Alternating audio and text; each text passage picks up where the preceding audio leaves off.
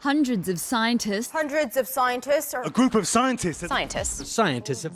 Scientists. It feels like the world just keeps on turning because of scientists and their discoveries. It actually does. Without scientists, mankind would have lost a lot. Come on, we'd have almost nothing. But there are more interesting things than those written about in textbooks and some popular Wikipedia articles. Today, you'll learn how scientists create animals and what goals they pursue. And you can also look in secret laboratories to find out which animals modern science is going to bring back from the other world, and which of them have already been resurrected. Are you ready? Then let's go. If our universe were literal, the wildlife conservation would look exactly like this. A few harsh guys with guns that would guard one rhino day and night. The point is that this is a unique specimen, the last male of the northern white rhinoceros. The last one. There are no more of them left, and therefore this guy was guarded as best as possible, round the clock, 7 days a week. Unfortunately, this didn't save the poor guy, and he died at the age of 45 from numerous diseases. Now there are only 2 female northern white rhinoceroses left in the world, but don't hurry to say goodbye to another species. Thanks to the preserved genetic material, scientists plan to conduct IVF procedures and save the northern white rhinoceros. This chance does really exist. But what to do if all plans fail? If the experiments don't lead to anything and the white rhinos do die out like many other species before them? What if these animals follow mammoths, saber-toothed cats, and dinosaurs? The most obvious answer is to accept it. It happens. In the history of our planet, there were many species. In part, it's even a natural process. But what if it's reversed? Are scientists able to return animals literally from the dead? The task seems impossible, but don't underestimate the technical progress. After all, people not only destroy, but also create. Here's a simple example. This is how islands of volcanic origin come into being. The eruption takes place underwater, the magma rises up, and shh.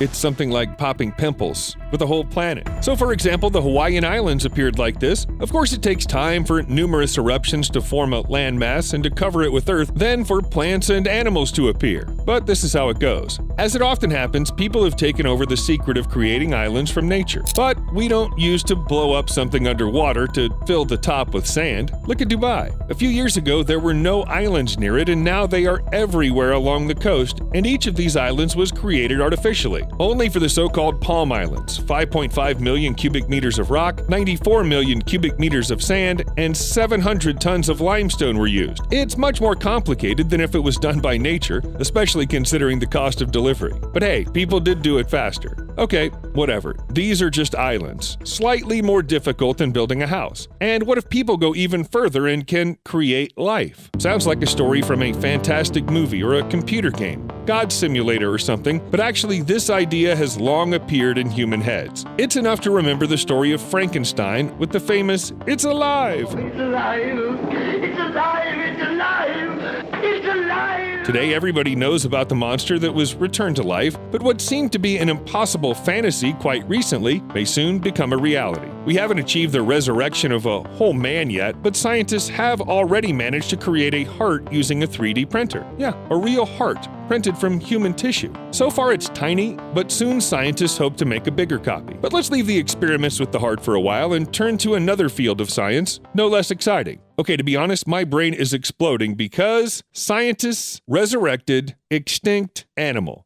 No kidding, they've already done it. In 2000, the Iberian ibex was completely extinct, and already in 2003, they created a clone from its frozen skin. Although this animal died just a few minutes after birth, but this is usually the case when it comes to cloning. Stop. If you can resurrect some goat, then you can resurrect a whole mammoth. Huge, fluffy, with tusks, and his friend, a sloth. Perfect. I forgot how to laugh. Well, the latter's not necessary, but scientists really think about the return of mammoths to life. There are a lot of nuances, but in simple words, we need preserved DNA. With its help, and with the participation of a modern elephant as a surrogate mother, the first elephant mammoth may be born. However, the problem is to find the ideal mammoth cell and extract DNA from it. This is much more complicated than it seems at first sight. DNA is an incredibly fragile thing that's easy to damage. So far, humanity simply doesn't have the capacity to guarantee the return of mammoths from the dead, although nothing prevents people from trying and making plans. Some even say that by 2045, we will have gotten the real fluffy mammoth with tusks. Well, let us wait. Also, scientists aren't going to resurrect a mammoth and stop at that point. In the history of Earth, too many different animals have died out. For example, why not bring back the saber-toothed tiger? It'd be cool to look at them and be scary too.